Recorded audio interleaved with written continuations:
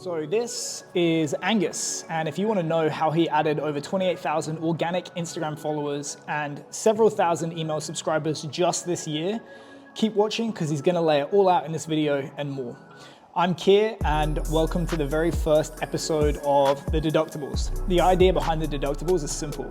We visit live and in person successful people in the world of fitness and athletics. We hear their story, then we take them out for a fancy ass dinner and we write the whole thing off on our taxes.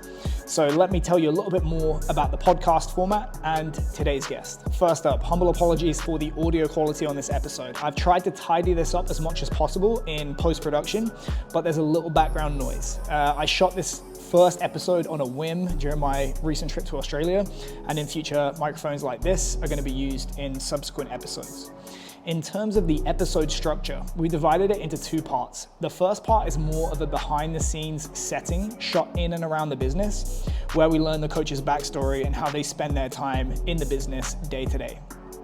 The second part is the fancy dinner, where we get into the nuts and bolts of the business, namely what strategies and tactics do they use to make money in the world of fitness, and how can you do the same thing if you're a coach looking to monetize your expertise. There's also some nice food porn throughout, where we're going to be sharing the food and drink selections for the meal. I hope you like this episode structure. We have a lot more planned, so if you have any feedback or suggestions for what you'd like to see in this podcast or how we can make it even better, be sure to let me know by leaving a comment below.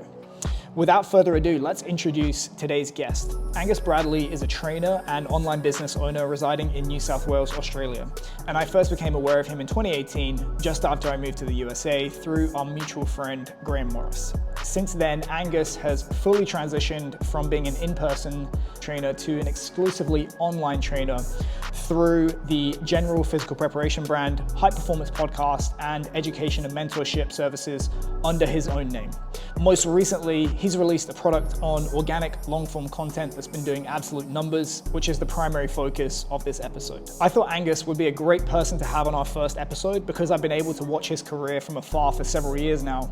And he's a great example of someone who's been able to carve out a brand for himself online through consistency, being himself, and utilizing a strategic approach to doing business online that's clearly paying off for him. So let's dive in, and then I'll introduce the restaurant a little bit later in the video. Enjoy. So I wanted to be a personal trainer. I mean, if you want me to go back to the start, I was obsessed with the idea of lifting weights, probably right from the age of like 5 or something like that, because every single day my dad would get home from like a 12, 15 hour day of work, and no matter what, he would go out onto the balcony and hit the weights or go for a swim or ride his bike or something like that. But I would always just see him crushing weights on the balcony. I was like, when can I get involved in this? But this was back when we thought lifting weights is starting to grow. So it was always like, you have to wait till you're 16. I turned out it was just the steroids. Yeah. Dad's definitely. No, that's personal growth. Oh, yeah. These demons are like, our youth athletes are really struggling to grow. It's like, it's the steroids. And so the reason I became a personal trainer is my brother. Just growing up, I wasn't Angus, I was Oscar's younger brother. He was the sporty spice in the family. By default, I was the smart one, just because that was the only other category to sort of fall into. And so Oscar didn't make it as a pro athlete, but then the obvious choice for him was to get into personal training. And that's when I started thinking about it as a career possibility as well. So I was like, wait, you can do this for a living, like lift weights yourself, have all that time to train, and just give other people advice on training and sort of help them with that. But I also saw the reaction that my parents had, because I was the first person in my entire extended family to get into university. Same. And that was all going through high school. It was like, Angus, you're going to be the first person in the family to go to university. And I felt like I could rob my You were the great parents of one. that opportunity. Yeah. To be like, because I saw what they thought of their sporty kid becoming a personal trainer. And because again, my parents have always been so fit and active and healthy.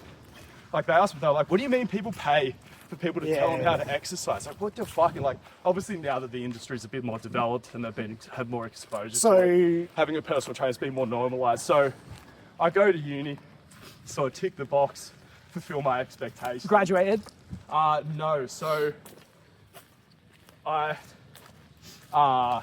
was in like my 3rd or 4th year of journalism, and then my high school band, or the band that I've been in since high school, started to get a little bit of traction. And I also at this point was like really becoming disenfranchised with the journalism curriculum at the university I was at. Where'd you go to uni? UOW. Okay. And it was all centered around newspaper journalism, and I didn't want to just be writing nerd off propaganda my whole life. or like people be cleaning their barbecues with my life's work, like writing about Little Johnny's under 6 gala day. I was like, it's not a protected title. It's not like a fucking STEM field. Like, I was a good writer. I could just become a journalist if I really wanted to. So I dropped out of uni to take a chance at being a rock star because I wasn't passionate about music, but I was around good musicians. I was like, fuck, who doesn't want to be a rock star? I'll give it a go. And we were a bit of a one-hit wonder. We did a couple of tours around the country, but then it all went to shit. We ended up getting sued by our manager. For like over money? $35,000, like completely fabricated touring expenses. But then when we tried to cease our relationship with her, turns out our singer lied on our statement about the events because he was still trying to sort out his solo career through this dodgy manager. God knows fucking why. And because he hid that from us and lied about it on his statement, we couldn't actually go to court to fight it because he would have got done for perjury. So we had to eat a settlement to not throw it in completely under the bus. So really had my back up against the wall in terms of career prospects because I dropped out of uni. I was 22 by this point, but again, just I was ready to sort of become a personal trainer at that point because what the music career and dropping out of uni allowed me to do was disappoint my parents so much and re-establish such a low baseline of expectation. They were like, job? Hell fucking yeah, like, you know, you can stay living at home while you build up your PT business and we're here for you. So as much as, you know. So you started a fitness first? Yeah, so, because, no, not really. I started out at a gym in Wollongong, so my first experience as a personal trainer was I would take over Oscar, my brother's business, when he would go away for a month or so to Europe or something like that in the Aussie winter. And so that was when I got my initial sessions in after I did my PT qualifications. I ended up then starting my own business, paying rent at that gym. It was the only gym in town with a rent-based model, this warehouse gym. But what were the other models? Just show up and be an employee, and that's just not really. Yeah. Because I saw my brother start out in a rent-based model in Fitness First Wollongong, which then shut down. Sort of like a couple of years later, and then this warehouse, one of the Fitness First PTs, opened up that for everyone who wanted like a rent-based model. I ended up, and so this was a bit of a, I guess not a prophecy, but like a sign of things to come. I got banned from that gym because I called out the owner of the gym on Facebook. He was posting content about his weight loss challenge. He was like, I'll give you some free game before we get this started. Just even for people who don't want to pay for it. He's like, all right, so for the first 2 weeks of your weight loss journey, you can't eat bananas or beans. And I was in my early evidence-based arc, in my early shit talking on the internet arc, so I leave my little comment, I'm actually pretty sure you can eat bananas and beans, and you know, it's just a matter of calories in versus calories out. He took it straight to the DMs. He was like, mate, you need to show me more respect, which now I actually understand. Yeah, I completely misread the dynamic that we You can't come in someone's house and call them a cunt. Oh, exactly. Especially when they're like trying to provide you a livelihood and stuff like that. So, I mean, but then like, as much as I have more perspective on the social dynamics of that situation now, I also like that I stood up for my values and things like that because I've always been about, you know, making good information more accessible. And so obviously once I've been thrown out, So then after he's like, you need to show me more respect, I like, you need to put out better nutrition information, you know, you have a responsibility as someone who's looked up to in this industry. And he was like, meet me out the front of the gym, let's throw down. This guy's 50 years old, so I was like, if I go there and win the fight, I've just beat up a 50-year-old man. Probably don't have a gym to work out anyway. He was a really good amateur boxer, so there was also a strong chance I'd lose a fight to a 50-year-old man. That's not a win in my book either. Not that big on violence, so I was just like, look, cancel my rent.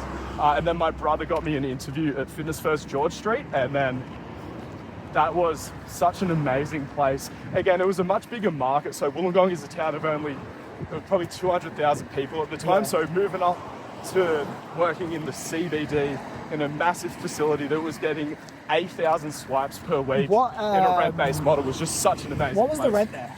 $400 a week. So it was definitely like pretty steep, but as much as $400 a week is a lot to come up with. That's 4 sessions. Exactly. It's like you can charge a good rate in the city. So as much as it can be brutal and like people talk a lot of shit about the Fitness First commercial gym rent-based model, I do think it's the best place to start because it will spit you out quickly if you're not. Yeah. If you can make it now. Right stuff.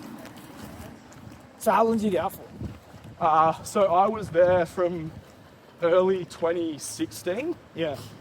maybe 2015. I can't remember what year it was, all the way up until I returned after things reopened post-COVID for a couple of weeks. But then When did you start doing it online? Because you must have been doing it online whilst you were a personal trainer, right? No. My first online client came through the podcast after we've been Okay, doing so that you for a started the couple of podcast years. quite a long time before you started doing it online. Yeah, because I've always enjoyed content creation to some degree. Like even in music, that was like a form of content creation. And obviously like I had to engage with social media to promote the band and stuff like that. And then even like, journalism at the end of the day is just content creation. Yeah. Because I think we did a podcast in 2018, right? So that would have been in the first 20 episodes. Yeah. Yeah, so we started January the of podcast. 2018. Yeah, I think it was like September 2017. And it's funny because so even months before I started the podcast, people were saying how the podcast thing was oversaturated. Oh, fuck. That ship has sailed. I mean, at that point, I had distinct memories of people being like, yeah, YouTube, that's dead, can't blow up there anymore. Oh, Instagram, it had just lost its chronological newsfeed. And people were like, it's over, ship sailed. Fucking hell. Yeah. So you said you got your first online client And so during how I COVID? found out about you Was Graham? was through Graham Morris. I walked in and I saw Graham Morris. This was when his back injury was at its worst. Yeah. And I saw this giant guy who was like 6'4", over 100 kilos. And everyone was telling me, yeah, this Graham Morris bloke, if you like your S&C, wait until you meet him. And I just see this guy fighting for his life. Like a set of 5 ring push-ups. Yeah. And so yeah, me and Graham initially didn't hit it off because Yeah. obviously I have a huge ego. Bro, he looks fucking weird as well. He does not put people at ease. He's got he's got giant fucking neck, tiny head, Yeah, he's a really big, intimidating presence. and he makes no affordances for and he that. doesn't Like, blink. He yeah. stares when he talks to you. Fuck. So you said first online client was when? 2018, mid 2018, Yeah. or maybe early 2019. Okay. And that was again, it was actually after getting Christian Woodford on the podcast for the first time. Yeah, first online client from London.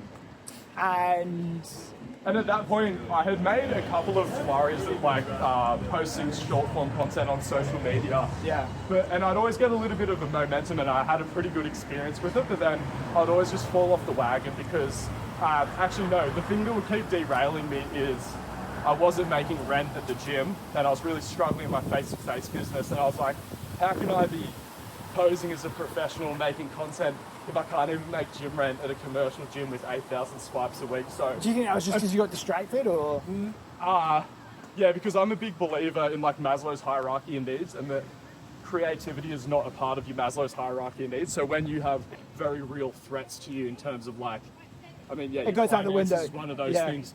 Your body just doesn't want to create. Whereas, and again, once I was able to get my business stable, that was then the thing that allowed me to access things outside of my hierarchy of needs. When did the online ramp up? Well, did it ramp up whilst you maintained the in-person stuff, or did one go up, the other went down? What happened? Yeah, in 2019, I was averaging over 30 sessions a week.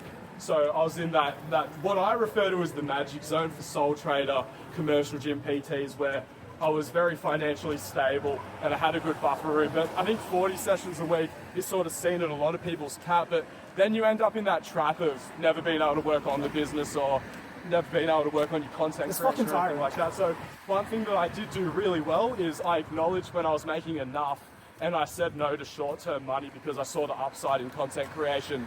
Again, it was right in front of my face. I mean, obviously I knew it before James Smith PT came into my gym without even having a personal training Instagram account, and just built the whole thing in front of us. And I was Yeah. like, oh, right. And again, So the what- difference I saw between me and him, Yeah. consistency. He's consistent. Because I was like, I'm just as funny as him. I was the biggest hater. But obviously I've learned so much from observing the bloke. Yeah. I'm really grateful for the experience of being able to watch it all now. Yeah. And that's why I got so annoyed watching it. I was like, oh, he just puts a lot of effort into it and it goes really well. Like, if I did that, I was like, well, fucking do it. Why Like, not? I always had this idea that if I was consistent with it, that I would be able to build an audience. And so got very consistent with content creation in June or July. And a big part of what made me realise Wait, this is pre-COVID, or? yeah, 2019, Yeah. middle of the year, so 8 months out from the shutdown. And I just started doing text posts because I had a lot to say. And I always had a lot of opinions, but like, again, just how a lot of people were creating content is like filming themselves or uploading their training. Pat Davidson was very inspirational for like my first content arc, which was, it was just doing those text posts from Facebook with the ridiculous beach ball backgrounds. I'm like, oh, he's just writing newspaper headlines. I can write fucking newspaper headlines. And it is just this, because everyone was trying to make videos. Text was sort of seen as like a bit of a dead medium, but so many times people are like listening to things, and there was just zero friction to consuming it. I could communicate so much information in such a short space of time. It just, my experience with was text?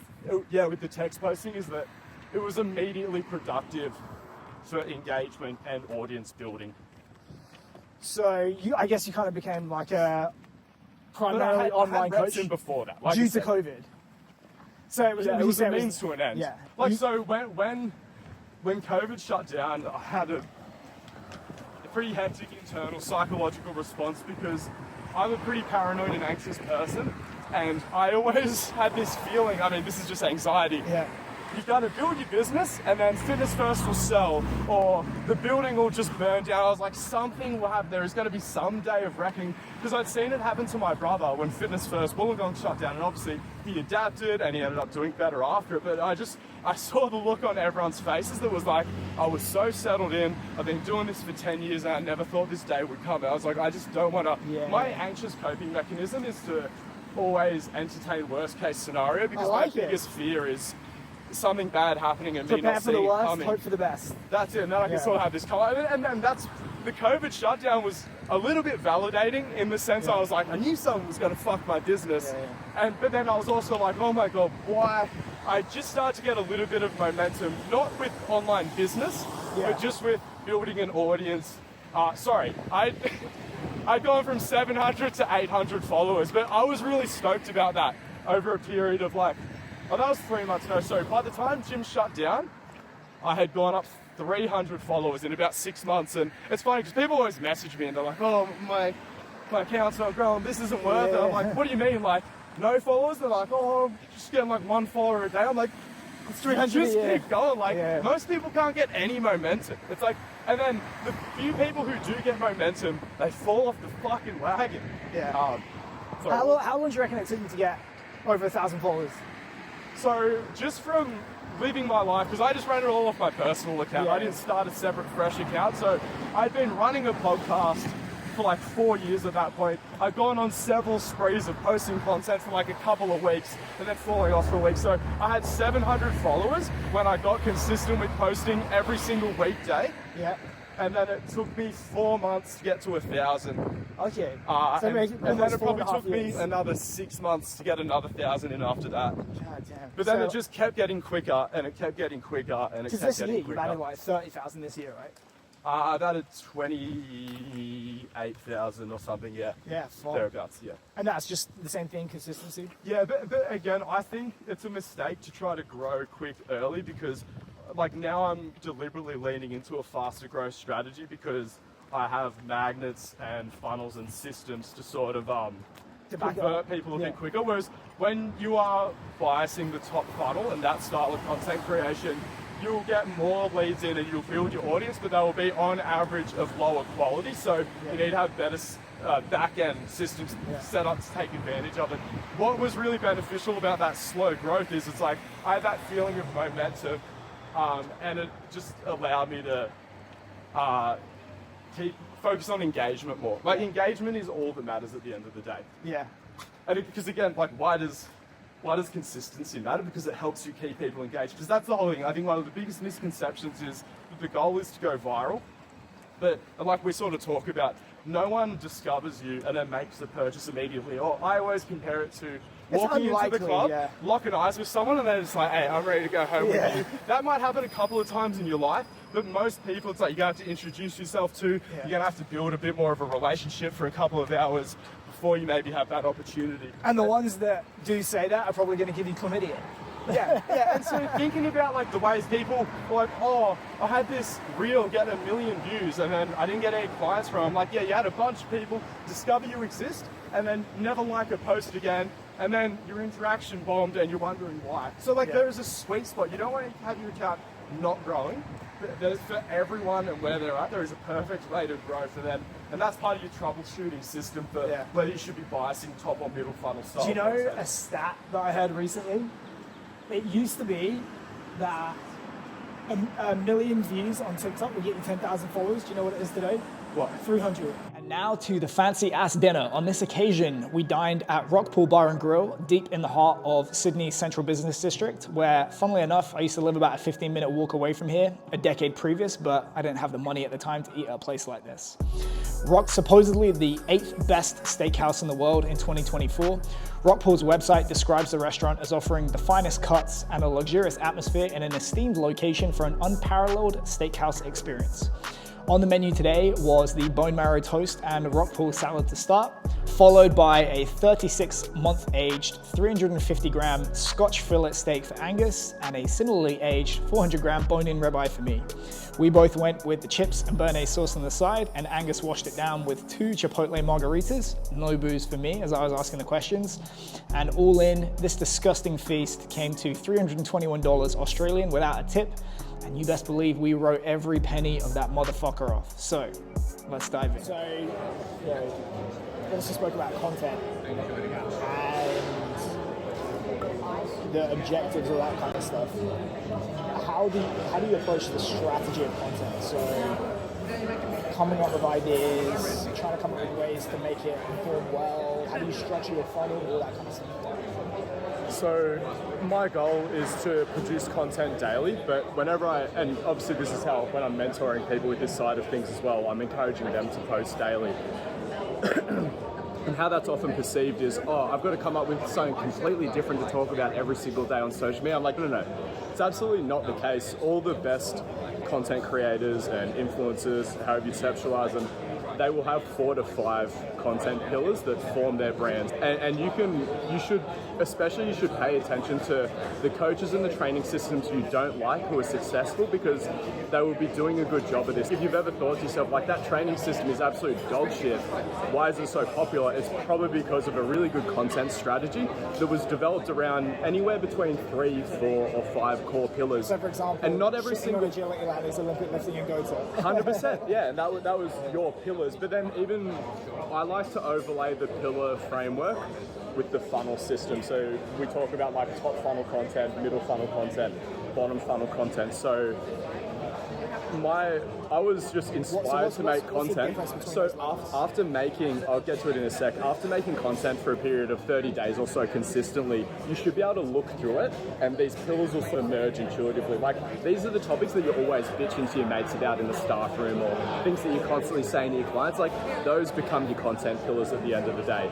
And then so how we enhance that with the funnel system, we're not really paying any attention to the bottom of the funnel with the content, because again, we're mostly trying to build awareness and we're mostly trying to nurture a relationship, and we're not worried about the CTAs or anything like that until we've got them off on another platform which is a bit more CTA friendly. But how the top and middle funnel help us diversify every single idea that we have is, and so again, top funnel content, my perspective of it is, that's the content that is designed to be a bit more shareable.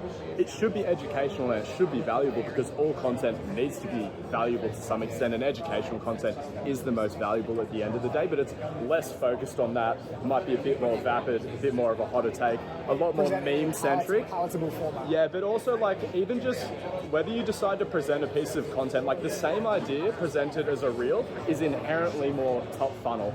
The same idea presented on a carousel is inherently more middle funnel. And even the format, it gives you 10 fucking slides, or now 20 slides. You can give an immense amount of... Carousels are phenomenal because they honestly do give you a lot of the time the best of both worlds between top and middle funnel, because you essentially get 10 cracks at giving them something shareable. But then you can also burn slides going into the weeds for the people who are the real ones, who will read your extended caption and stuff like that. I could go on a 20-minute rant about the value of carousels. Please do. Sorry, because what was the question you asked? Yeah, how the top and middle funnel help me How you diversify. navigate them from one to the other, or do you make a conscious effort to navigate them?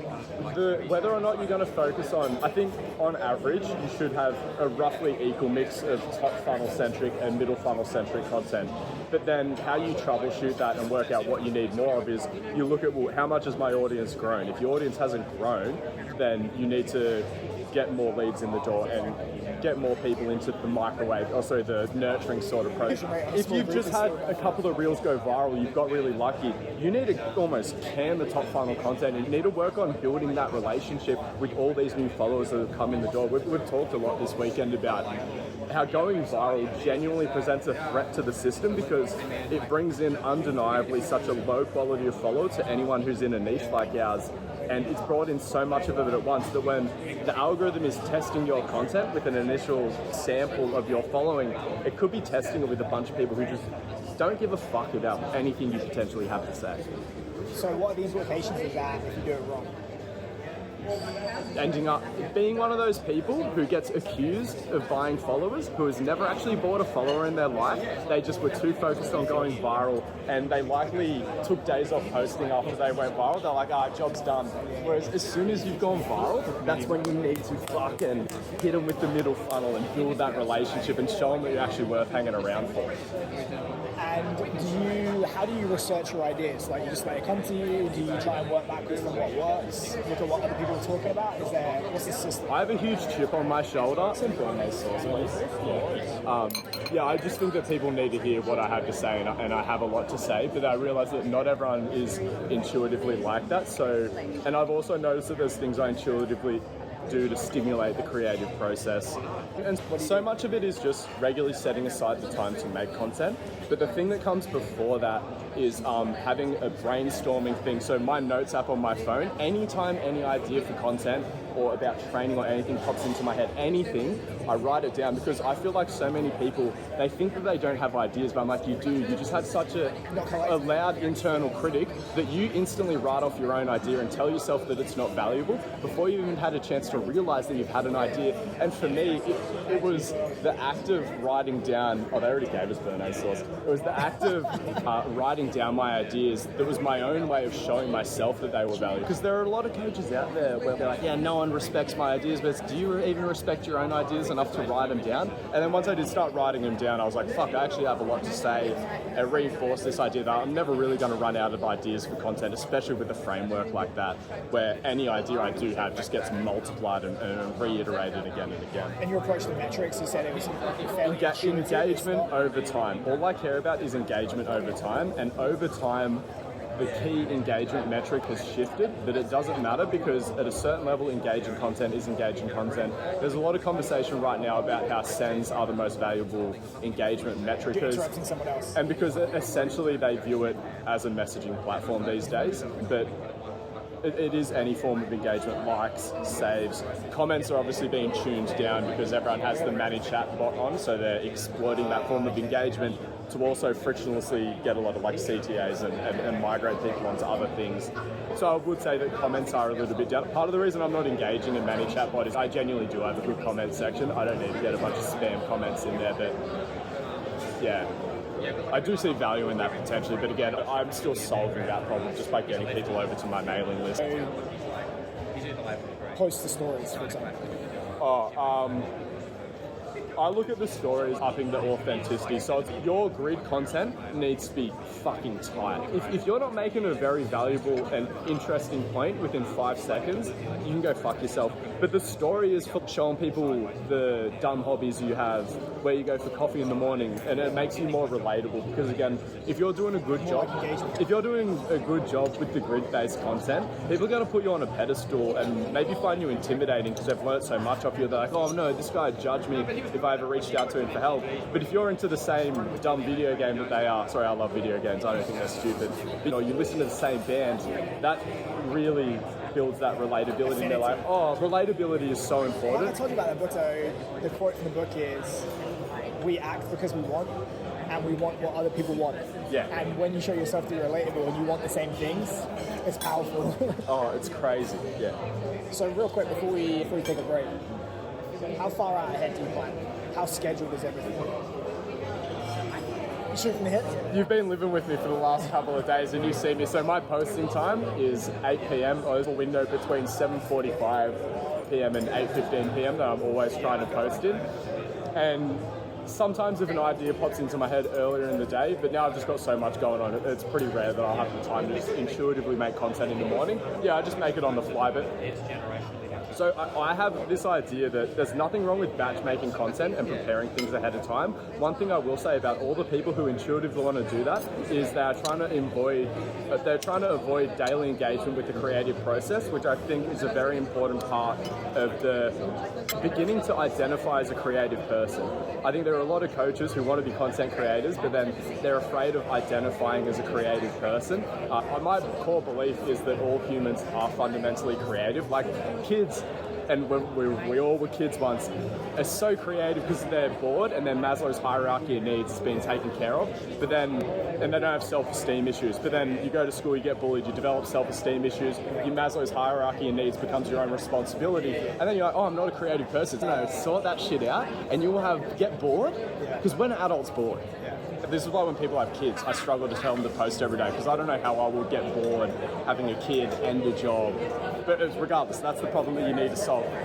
Create boredom in your life and you'll have boundless creativity. And you need a certain degree of abundance and your Maslow's hierarchy of needs being taken care of. Like you said, you can't be that creative when you're like, where's the rent? And then layering on top of that, just environmental change as the stimulus for creativity. And I'm saying, like, I do that. It doesn't have to be a trip to Bali. It can be. I go first coffee shop, library. I'll take a shower. Yeah. I'll take a shower, because even just the humid environment of the shower, it's like it gets you thinking differently. Your temperature changes. It is crazy. Yeah. Let alone the international trips. So you just mentioned before we switch back on, email and building a list, stuff like that. You mentioned bottom of funnel and calls to action and conversion, stuff like that. Talk about how you're converting people from followers into customers, getting them from social media onto another platform. So email marketing is something that I've only really invested a lot of time and effort into in the last sort of 12 months. I was sort of engaging with it sporadically before then, but my entire conversion process happened through social media, both the discovery of me, the nurturing of the relationship, and then the sale and the call to action. You do that on social media too? That's where it was happening. Nowadays, because on socials you tend to get punished really hard, or you have to be very discreet with your calls to actions, and you just don't get punished like that with things like email marketing. Like, you just give value up front so that people have a reason to open the email even if they don't want to make a purchase.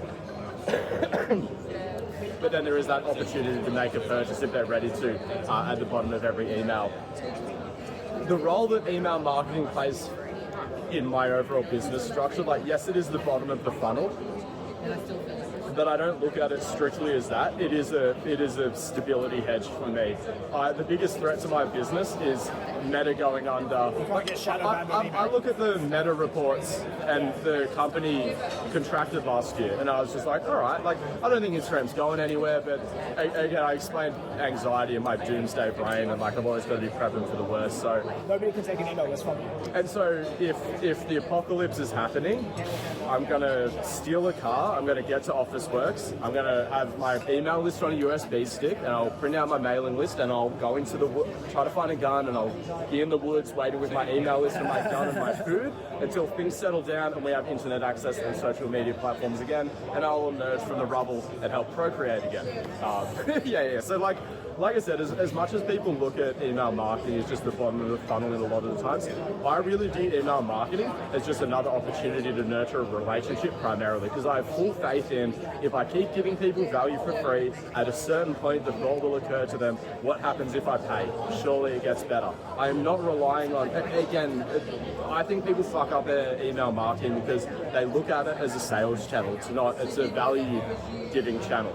So they open Instagram, they're like, fuck, I stopped scrolling for 3 seconds, I'm making better training decisions. They open the email, and again, they're like, oh my God, this is just amazing, like just 30 seconds of really digestible training information or something like that. All you have to do, you don't have to sell them, you just have to remind them that you have things to buy. I mean, what I heard Hormozy say that helped me monetize my podcast, because I never did ads on my podcast, despite the fact we were getting over 10,000 downloads a month. Because For other people or for your own stuff? anything, Okay. for other people or for me, because I did it as a reflection of my consumer behavior, which is good but can be a mistake, because you need to realize that not everyone's like you. I learned that from my personal training manager at Fitness First. He made me realize that some idiots do listen to podcast ads, because it was like, what's with this Rogan podcast? They make you listen to eight minutes of ads before every episode. He didn't. It never occurred to him. Just sit in his car, driving around, listening to Rogan talk about underwear and Manscaped. Anyway, funny bloke. Real OGs remember the flashlight days. So what Hormozy said, I was watching the Hormozy videos, I instantly monetized my podcast. He's like, you just do ads that are so short, they can't skip them. So if your ad is less than 15 seconds, drops right into the middle of the show, they won't be able to skip it because they'll miss the front half of the question. And also they don't need to skip it because it's not that invasive either. But then I was like, wait, but how do I explain what the product is? He was like, sorry, I didn't ask him this in real life. In the video, he explains, again, if they are listening to your podcast, they like you, or they really hate you, but they probably like you. And again, they're just looking for opportunities to invest in whatever it is you're in, because again, they have this association that attention for value. Again, what's the premium content like? It must be even better. And it's not that hard to deliver on that promise either. How do you build your email list? Give things away. Don't expect people to hop on your mailing list. When people just throw out the sign up to my mailing list, it's like, what are you fucking... What's that about? You got to bribe him. Oh my god. Yeah, like with everything. I feel like people have such a sense of entitlement. Oh my god, I sound like a boomer. This is an avocado toast rant. But yeah, just when it comes to people's attention and stuff like that, it's like you're entitled to nothing, so make yourself valuable and useful to pay attention to and interact with. And then you have to worry about it, because again, people have a logical reason to interact with you and pay attention to you. Now, do you immediately try and sell people once they've opted into your list? How long do you wait? No. How long do you wait? So I'm not waiting long, because so what will happen is I'm targeting my email list 2 times a week, again with the goal to teach them something about training or entertain them or give you some piece of valuable information, and then just there be like, hey, just FYI, Look up here. hop on the GPP program if you want to train like this. If I've talked about training, if I've given out advice on content creation, it's like, hey, if you found this valuable, there's a book that you can buy as well, or maybe it's been a mentorship launch or whatever it is. But again, it's not a marketing channel. Yes, it is the bottom of the funnel functionally relative to social media, but again, it is primarily a value distribution channel. Again, my whole game is if I can get people to pay attention to me for long enough, I'll be able to give them enough value that eventually they'll make a purchase. So I don't, like I said, as long as the CTAs exist and they're surrounded by valuable content, they will get there eventually. What's your end goal with the business? Oh, sorry, one more thing I will say that email marketing does as well is like, just by function of the algorithm, and even my social media experience, for example, I like every single one of Pat Davidson's posts, whether I even read it or not. I just support the bloke. But I noticed Instagram stopped showing me his posts. And I was like, oh wow, that's really interesting, because I have this idea, and the more people engage with your content, the more likely they'll be to see your content, but it's not guaranteed. So I find that I have a much more guaranteed chance of being able to finish that nurturing process if I get you on my emailing list. I'm leaving it up to chance a little bit, even if they're highly engaged on socials, if I don't get them onto the mailing list, whereas there's not going to be these mystical algorithmic forces that boot me out of the email deliverability, again, provided you're engaging with it. Like, I have no worries about trying to keep someone engaged for over a year on the email list. That's just going to be easy as hell. Because I know by the time that they've got there, it's like they've liked so much of the content, they've got a free program or something like that. Maybe they listen to the podcast, like they're real ones. So what's the end goal? Like, say fast forward 20 years, like what do you want your end goal to be with the business? Or? So your mum comes home, maybe so if you're a young person and you're finishing school and you're like, I'm going to be a personal trainer one day, and your mum comes home from the gym and you're like, how was your session with your personal trainer? And she was like, yeah, it really wasn't what I was expecting. Like, I thought it was going to be just all centered around how I look, but we jumped around. He asked me what sport I wanted to play, or like encouraged me to train for an event. It was like, well, you told me you want to look athletic. We're just going to train to be an athlete and focus on health-seeking behavior. Or, yeah, like I am I need money, and I want a house and stuff like that. But again, I have a goal that's a bit bigger than that, and I know if I achieve that, I'll have enough money. And this is something that I didn't come into personal training with that goal. My goal initially was like, I want to hang out with people and train. And I just think that that's fucking sick. But it was really obviously once I started getting a bit more of an audience, and then I started to travel around the world and meet up with people who's I've sort of been an influence on the way that they train, and be like, oh right, like this is.